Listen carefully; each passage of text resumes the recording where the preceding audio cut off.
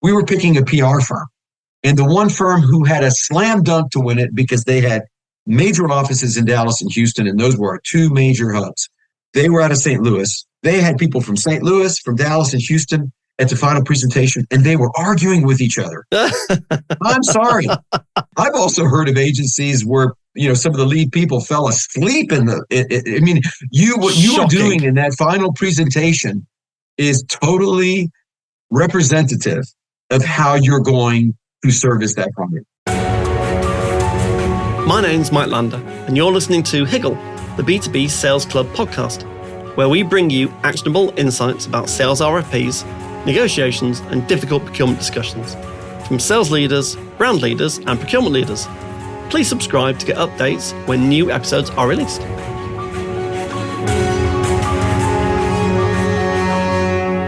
Francisco, thank you ever so much for joining me on Higgle, the B2B Sales Club podcast. I'm really looking forward to this because you bring a very specific buyer's lens to the whole agency world. So this will be fascinating. So without further ado, just introduce yourself. Who are you? What do you do? And something unusual about yourself. Absolutely, Mike. Thank you very much for having me. My name is Francisco Escobar, and I know that Mike likes his participants to share a fun fact. Mine is, it'll tie back to my origins, but I claim that I do marriage counseling in the advertising industry.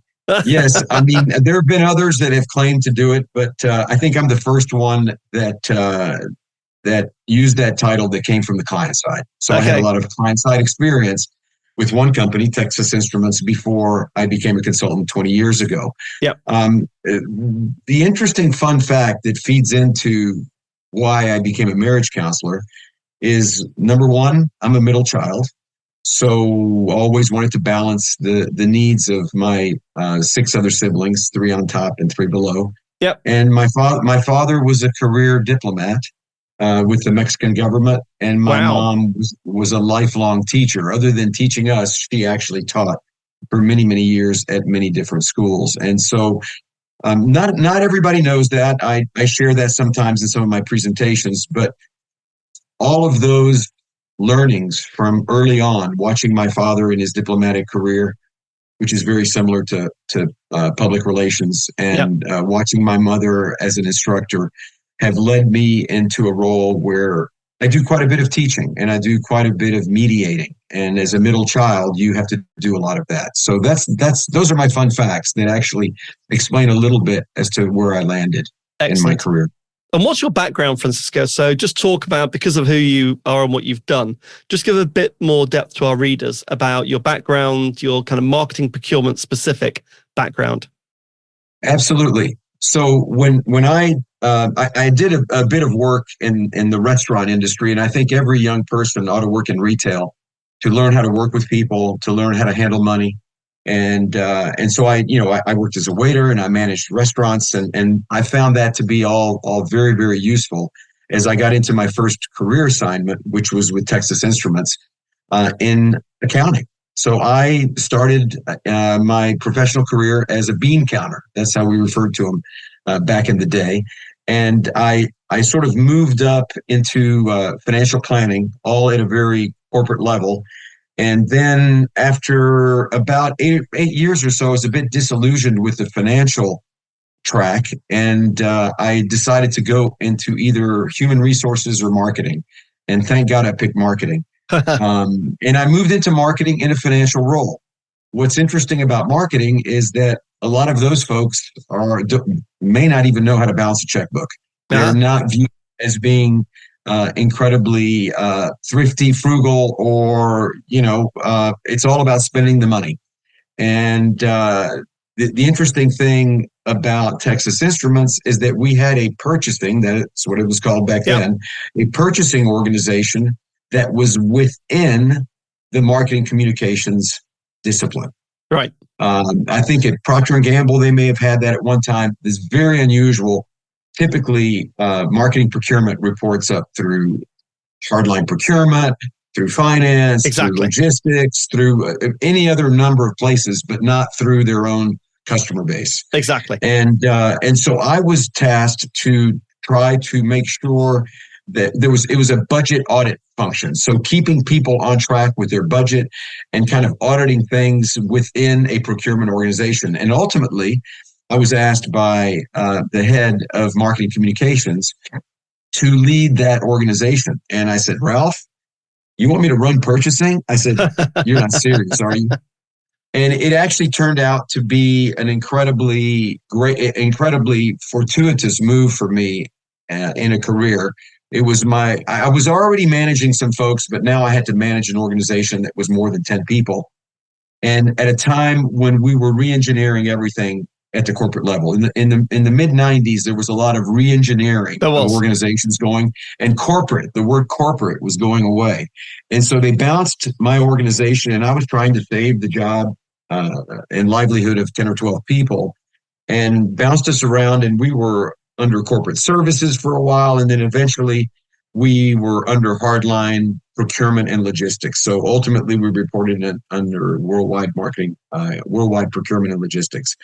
And of course, every procurement organization says they're different, but marketing procurement really is different. They didn't think I was busy enough with marketing, so they gave me travel. And so I had the two areas of most discretionary spend within a corporation. Yeah. So when things get tough, you stop advertising. Wrong thing to do, by the way, because you have a greater share of voice. And then when things get tough, you tell your salespeople that they can't travel, or anybody can't travel. Once again, big mistake, because that's when you have an opportunity to really get in front of people when nobody else is. Exactly. So what kind of scale, Francisco? How much, roughly, how much kind of spend on the management? We were small.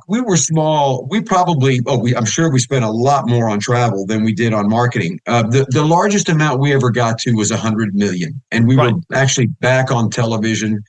Back in the early days, Bill Cosby, unfortunately what happened with him, but he was hawking our calculators and our learning aids.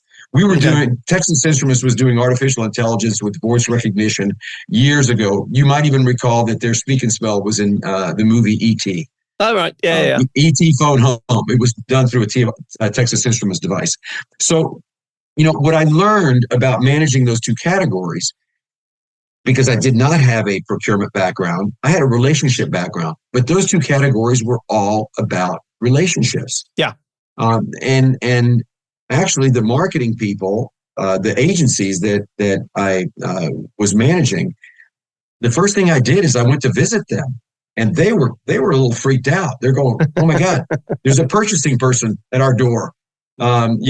We've never seen them, and we've never allowed them in. Yeah. But I wanted to learn. I wanted to learn the category, from the inside out, and I understood it from my internal customer's perspective. But my external customer, when you're procurement, your external customer are your suppliers. Yeah. And that's what I focused in on. And I did the same thing when I got the travel assignment, which happened, by the way, 4 months before 9/11. If you want to think of an interesting job, be the global travel lead for a multinational company when every border was shut down and every plane was grounded. Exactly. Trying to find your executives and whatnot. So, I really, as I said earlier, I was very fortunate with that career move, but even more fortunate to have worked with a consultant, may he rest in peace, that I worked with for the last 5-6 years of my career at TI, who really taught me everything that I did not know and needed to know about being a consultant and running my own shop. And that encouraged me to go take the leap. Right. Now, I'd actually studied entrepreneurship during my master's in business. And so it was always something that I wanted to do, but I was never quite in the position to do it until, I got into my late 40s. Excellent. So that's brought us right up to date. So which is perfect, because now let's delve into the kind of questions. So you've got a lot of experience, huge experience in the marketing procurement category and with marketing agencies. So looking at things from the buyer's perspective, what are the 3 kind of key things that set agencies apart when you're selecting an agency partner as a marketing procurement professional? I.e., what do you really look for? And let's bust a few myths if we can. Yeah. And so let me go back and say, I had one 23-year career with one corporation, Yep. 17 different bosses in 23 years, 17 bosses in various departments. And then when I went to the consulting side, my main client prospect were other corporations. Right. But over the course of 20 years, I've done a lot more business with agencies. Now, I still have client activity, so I can still look at it very much from both sides, from my old perspective and sort of my newer perspective, from dealing with not only client engagements, but also dealing with agencies and how I try to coach them on these perspectives. So the first thing that I would say is know the client. So know us. So if I'm the client, I say know us and show me that you want to know more. Right. Not that it's not all about you, because most all agencies are all about their capabilities. And when they answer an RFP, they forget that there may be 3, 4, 5, 6, 7 other RFPs. And if you're sending them a 50-page RFP with multiple links, you know what? It's not humanly possible to look at 350, 400 pages in the amount of time that there is in that RFP schedule. Correct. And you won't stand out, Francisco. The point is, out of 7, and you and me have both done this, we've read them. I'm reading one now for an agency client, and the same thing's in my mind. Is like, when I've read this at the end, the client's got to go. Now that stood out. That was memorable. Well, let me give you an example. So I will refer back to this AI study that I did with independent agencies. There was one agency, and I won't be too specific because I don't want them to be identified. Yeah. One of the uses of AI is responding to RFPs. Yeah, correct. And she, the principal founder of the agency, was in a situation where she was going to have to let go of several people if she didn't win some business. Well, she responded to an RFP completely from the client's perspective. Right. She asked, her prompts were about, what is this client interested in? And guess what? She won the business. Wow. That's to me my very number one. Okay. Know us and act like you want to know more. Okay. Number 2, come across as the easiest company to do business with.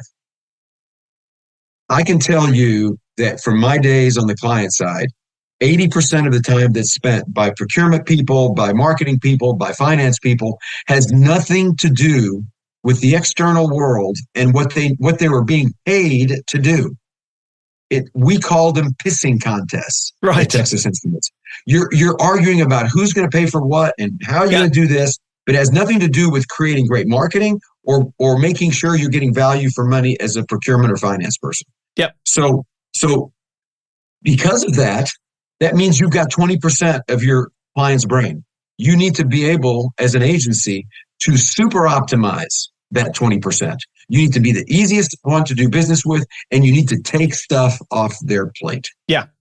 So that's my number 2. And my number 3 is something I tell all of my agency clients. I say, guess what? You are not in the advertising business. You are in the business of advertising. You are a business first. You need to act like a business first. If that means being a pain in the butt when you're negotiating your contract with a client, they will respect you for that. Correct. If you just roll over, they're going to go. I mean, I was amazed by what agencies would sign when we put something in front of them. Exactly. And I mean, it wasn't that we were trying to take advantage of them, but we had a very simple merchandising services agreement, which we put everybody under until we negotiated a contract. It was so one-sided. When they wanted to mark in the lines, because it was a PDF, it was a hard, a document. If they wanted to write in the lines and initial it, I was totally fine and respected them more for it. Yeah. So those are my top 3. Perfect. In this world, so just like going slightly off piece now, having a bit of follow-up to that. When I look at all the agencies I work with, they're starting to look scarily similar. They've got, they've all got great people. They've all got a methodology. They've all got certain case studies that they can reference. They've all got testimonials. And so you start going, okay, so So how does a client differentiate an agency one from the other? And obviously more importantly, how does an agency differentiate themselves?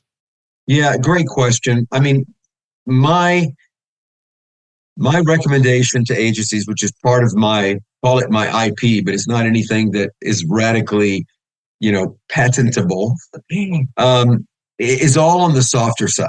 Right. So as part of my consultancy, I was aligned with a small search consultancy. So one that was intended to run the process of finding agencies for clients. So the dating and mating consultants, that's what I called them, as opposed to marriage counselors. So the intermediaries in this world, yes? Pardon? Often called the intermediaries of this world, yeah? Well, yeah, they are, but the search consultants, when they're not busy, have tried to become cost consultants, which I don't think is, they ought to stick to what they're good at. Correct. And I don't know what you find them. There's a number of them, and oyster catchers in the That's UK, right. and a number of those firms, those kind of firms. Here we call them search consultants basically, and I work with one very, very closely, and there's some things that repeatedly took place that differentiated the winner. And by the way, if you run a process correctly, whether you're using a search consultant or procurement's doing it, because procurement is in the ideal place to conduct such an exercise. Correct. But do not have a vote. They should not have a vote. They have to run a fair and efficient process, because I've been on the client side when, the VP who was making the choice only comes to the presentation of the one that he wants. And it doesn't matter how the scorecard comes out, that firm wins. You know what? That's a worthless exercise. Correct. Okay. But when I did these with my partner consultancy, it was never close. It was never like, oh my God, it's a tie. We have to decide which one maybe is safer to work with or whatever. It was always a clear-cut winner. And I'll tell you, the very first, the thing that they did is they nailed every step of the process. Yep. From the initial phone call. There was a sound in their voice that said, we're hungry, we're not starving, but we are hungry for your business. And going back to my earlier point, we understand you and we want to understand you better. But that starts with the phone call. Okay. Yeah. Number two, they ask the best questions. Yeah. Right. And they're not afraid that they're giving away some of the secret sauce. Now, one of the things that we did in our process, which was fair, still, is that if they asked a question that didn't necessarily that everybody didn't need the answer to, then we only answered to them. Right. Because they came up with that original question. But if it was a question about the overall process that everybody should gain from, then you give everybody the answer. So they asked the best questions. They were on time, if not early, in their response. Yeah. Why not early? They were thorough and succinct, and we talked about that. Thorough and succinct. Their accuracy was impeccable. Yeah. Not a single typo. Yeah. I mean, I remember helping an interpublic PR agency that their response was chock full of typos. They'd already sent it in and they sent it to me after the fact. And I'm going, would you hire a PR agency that couldn't spell or use spell check? Yeah. Absolutely not. Exactly. Right. And then, you know what?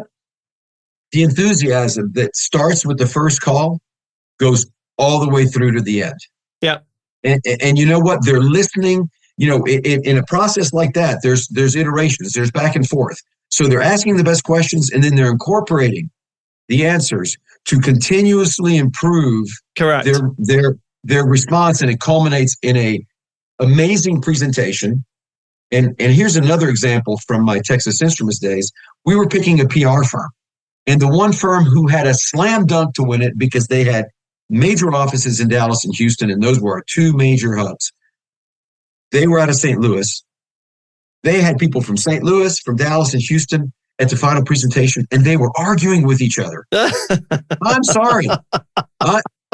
And I've also heard of agencies where some of the lead people fell asleep in what you were doing in that final presentation is totally representative of how you're going to service that client. Okay? Exactly. So if you can't get along, if you can't get aligned, and then I've seen the opposite. I've seen the opposite where disparate, offices get together and they pull it together in a week or less than a month, and they look like they're completely seamless. And you go, wow, how long did it take you to pull that off? They said, oh, well, no, this is the way we work. Exactly. And that's what I want. Yeah. That's the critical thing for me. Absolutely is. I spoke to someone else who'd written a book around the same sorts of things about the experience. As buyers, when we sit on the buying committee, whether we have a vote or not, what we're looking for is, what's it going to be like working with you? Show us, what will it be like? And as you say, if you're arguing, if you've not answered the questions, or the one that I used to really hate was, you've submitted a proposal, it's got 50 slides in it, it didn't have an exec summary, you've rocked up to the meeting, and you're presenting the same 50 slides. I'm like, I've read those, I didn't like them the first time, and now you've shown them me again. Yeah, well, and part of that iterative process should probably be to let them know that they missed the mark, right? That's a process done right, because there have been occasions where somebody came from behind. Yeah. They were maybe in second or third place as they were going through the process, but then they listened and they nailed it right at the end. But most of the time, to be honest with you, Mike, I think that the agency that prevails is the one that never missed a beat. Yeah. And the succinct part is so huge in answering the question. I mean, they go through all these gymnastics trying to answer a question. I said, you still didn't even answer the question. Exactly right. And you've just confused everyone. It's not helpful. One sentence would have sufficed. Yeah. But you wrote a paragraph that didn't mean anything. Exactly. So, next question. Now, in your work with agencies, what do you think are the three biggest mistakes that you see agencies make during the negotiation with marketing procurement professionals? Number one, they are completely unprepared. Yeah. They think they can wing it. You cannot wing a negotiation. Definitely not. You need to know everything about everybody, because it's really, negotiation is between people. It's not about the facts. Facts come into play. It's between the people. You have to know everything about the other side, and you have to assume that the other side knows everything about everything. That's your starting point. They may not, but you start with that. Correct. And the preparation and the make sure that you all saying, and the procurement people are talking about commercial matters, and account people are talking about account stuff, not the other way around. When account people start talking about commercial and procurement people start talking about account stuff, it gets all messed up. So be prepared. Don't wing it. You should rehearse. As much as they rehearse for a final presentation, they should rehearse the negotiation. Yep. Number two, agencies concede too easily, and they make drastic drops.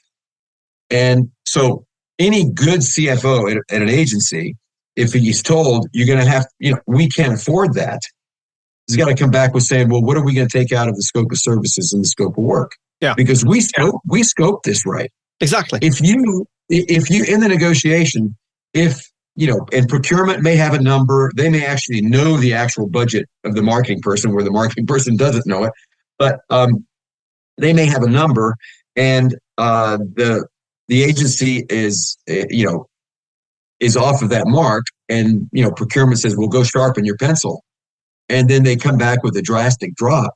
You go, well, what were you trying to do? Screw me the first time? Correct. So you got to do incremental, small steps in your concessions, and never concede without a trade. Don't concede anything without getting anything back. Exactly. My favorite book in negotiations is Game War. He absolutely is out there on negotiating, and I recommend it, especially to my agency clients. One of his concepts is the idea of trading things of unequal value. Yeah. So in other words, you have to know the other side well enough to know that tickets, and I'm not suggesting you can buy procurement, but tickets to the Yankees game means more to them than the outcome of this negotiation. Exactly. Or you take whatever it is, whatever it might be. It may not cost you that much, but it's worth a lot more to your client. Exactly. So you have to find ways of trading things of unequal value. The last thing is only argue about the facts. Don't argue about things that are irrelevant. But most important, procurement loves alternatives. Exactly. So if you come in with one way in a negotiation and don't have alternatives, you know what? They're gonna just sit there and dicker back and forth with you. But if you provide the alternatives that make them feel and give them ownership over the decision, yeah. Oh my God. If they think that it ultimately was their idea because you gave them three alternatives and they took one and kind of massaged it a little bit. Yeah. Oh my God, you'll close the deal. Have options. Always have options. Always options, alternatives. Yeah. Different. It could be different scenarios of the same basic precept. But what the agencies have to be smart enough to do is figure out that all those alternatives basically cost them the same. Yeah. All those alternatives, they're equally happy with them, even though they may seem considerably different one from the other. Yeah. Brilliant. So moving on to the kind of the final part of the questions, which this will be really interesting, about pricing. So can you talk to us about pricing strategies? Yeah, what have you learned that agencies should be doing more of when they're looking at their commercial models with clients? And you've done some research recently, which I think will also expand on this commercial model point. Well, I want to start with a quote.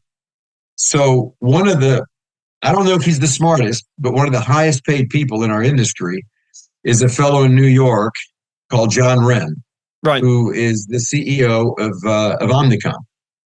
And interestingly enough, John Wren was also a bean counter that got into marketing. Right. He was the CFO of their what we used to call below the line agencies of DAS, Diversified Agency Services, and he came up the ranks and he became CEO, and he's been there quite a while. I think he's about 72 years old now, and he's still at it. This was the biggest event for marketing procurement professionals on this side of the pond is the Advertising Financial Management Conference of the ANA, the Association of National Advertisers, an event that I've been going on 30 years because I was going to it as a client and I was on the committee that put that event on. And as this event grew into, over 500, it got up to 700 people before the pandemic, they always got one of the heads of the holding companies to come as a keynote. And in this particular year, they invited John Wren and they did a fireside chat interview. Yep. It was Bob Leodis, the head of the ANA, and John Wren. And of course, John Wren had his publicist in tow. And I mean, he had probably an entourage of people that were helping him understand his audience and be prepared for this particular interview. And so, they kind of introduced each other, and then they were about to launch in the first question. And John took over the conversation. He said, "Wait a minute, Bob, let me explain something."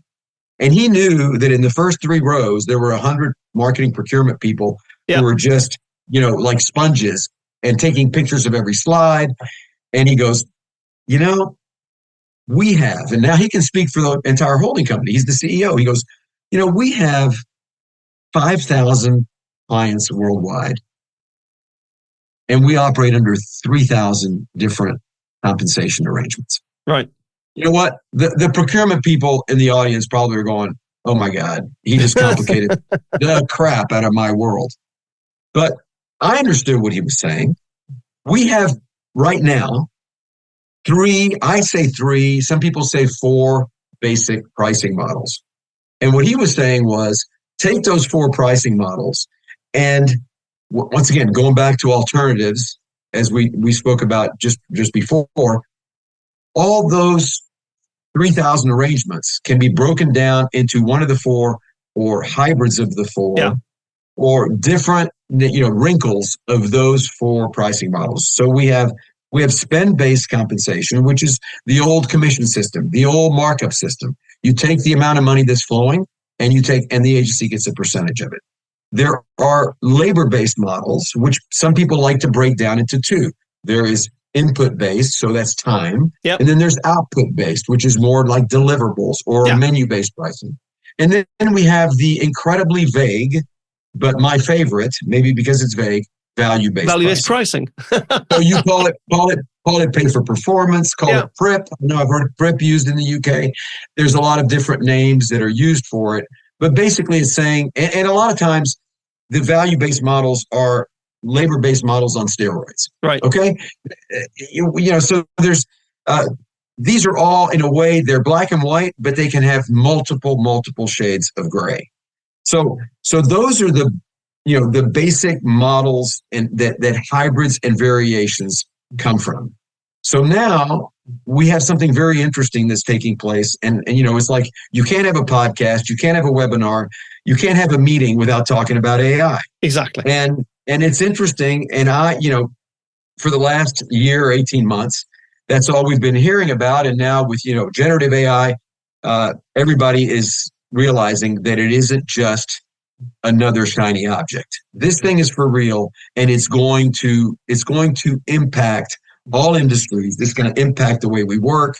Yep. It's going to impact the way we transact commercially.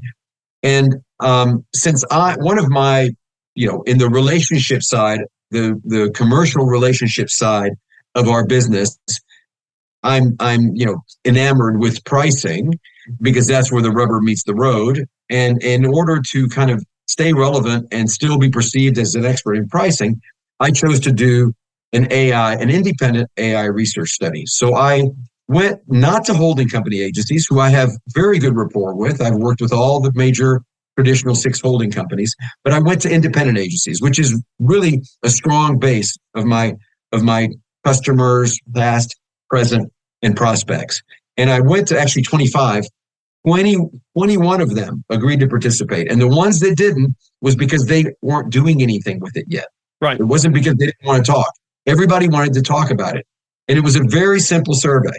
It was, how are you using AI? Number 1. Number 2, are you investing in AI, investing more in AI? Do you plan to invest more in AI? I didn't need numbers. I just wanted to get trend. But all to lead to the most important question, which was, how are you monetizing AI? Because, we've heard from WPP, from Havas, from not so much from the U.S. holding companies, that they're investing $300 million to $500 million, whether it's annually or it's a one-time, whatever. Thing. Yep. We know, Mike, that no agencies spend money if they're not going to get it back. Exactly right. That's their model. They don't hire people unless they're going to sell those people. They're not going to, invest in technology if they don't. I mean, yes, it could give them an edge, but ultimately they have to get their money back. Yeah.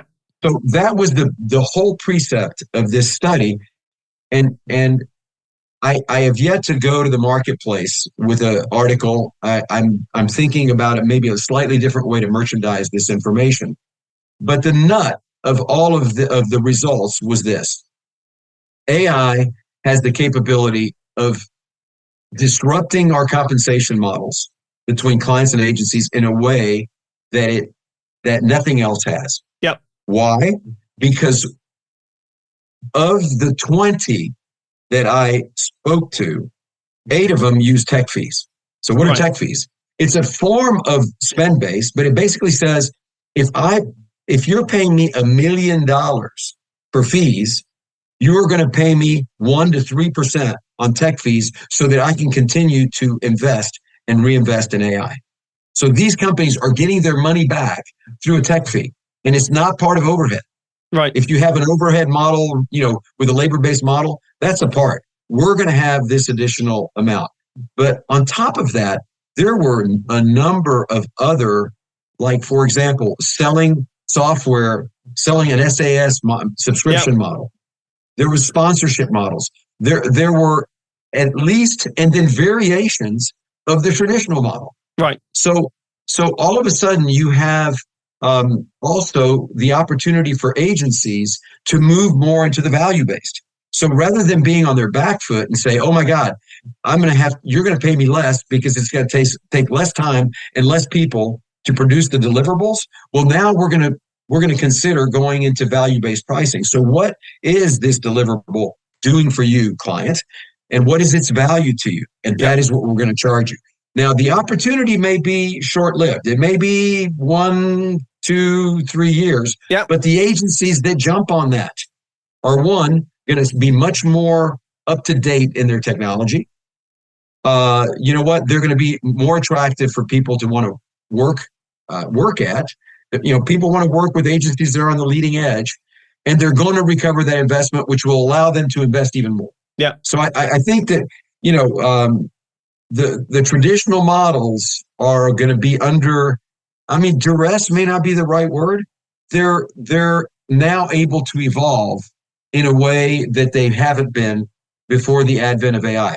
And furthermore, agencies that were in one discipline now can go, oh, well, the barriers to entry to become like a media agency, to sell media, have now been reduced. Right. Because I can use AI.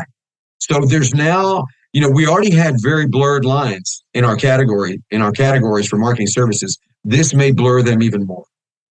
And I think also social media did that. You remember when social media started? Every agency said they could do social media. Yeah. Everyone. And then emerged the specialists over time, but it took time.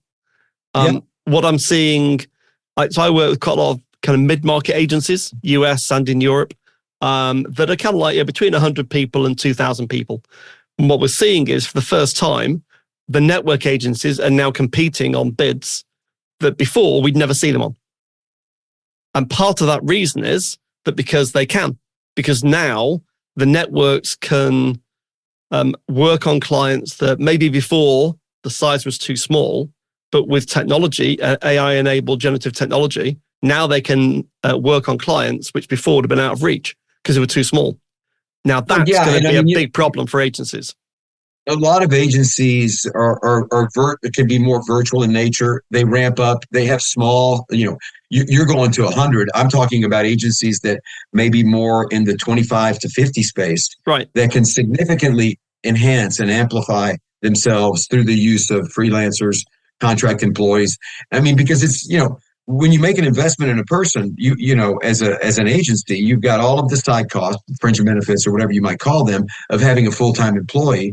Yeah. And we all know that in the agency world, you have a paranoid existence. Every contract has an out clause. So you know what? You lose that piece of business, and you don't want to be sitting there holding the bag with all those people sitting around doing nothing. Correct. Absolutely right. So, Francisco, this has been amazing. I'm conscious about the time. Give me one thing. So, if you were starting an agency now, what are the kind of couple of things that you'd really focus on to get, some traction and start to grow your agency? If it was a blank sheet of paper. Boy, that's just top of your head. No. I know it's an excellent question. You know what? One thing I will tell you, if I'm starting an agency, I'm going to have some client-side people or people that have client-side experience, because I work with a lot of agencies, and before I present to them, I look at the LinkedIn of every single attendee, and I usually find very few that have had any client-side experience. I think the smartest agency people have client-side experience. The smartest client-side people have agency experience. You have to be able to understand what it's like to walk in the other person's shoes. Yeah. So I think, look, an agency is all about talent. It's all about the people. So the best people, in my opinion, in this business have had experience on both sides. So that would be clearly the number one thing. The second thing that I would tell you is you always have to appear, and now you can because of AI is just going to help that even more. But you can always appear larger than who you are. Yeah. And so what I would say is, if you're starting an agency, your ultimate goal may be to build it up to something and sell out to a holding company and then go retire in Tahiti or somewhere, right? But I would say is, I would really look into the various networks. And there are networks in PR, there are networks in advertising. This is networks of independent agencies. So you know what? You can learn. I mean, they do a lot of best practice sharing, these networks do. Yep. And I've been familiar with a number of them. So, and it amplifies you geographically. It may amplify you from a category perspective. Yep. Because the problem with agencies is the very first word we learned as humans was no. Your parents telling you, no, don't do this. No, don't touch that. It wasn't ma and pa. It was no. But agencies, and I'm a service provider, so I totally understand it's in my DNA not to say no. It's in my DNA to try to find a way to service the client. Yeah.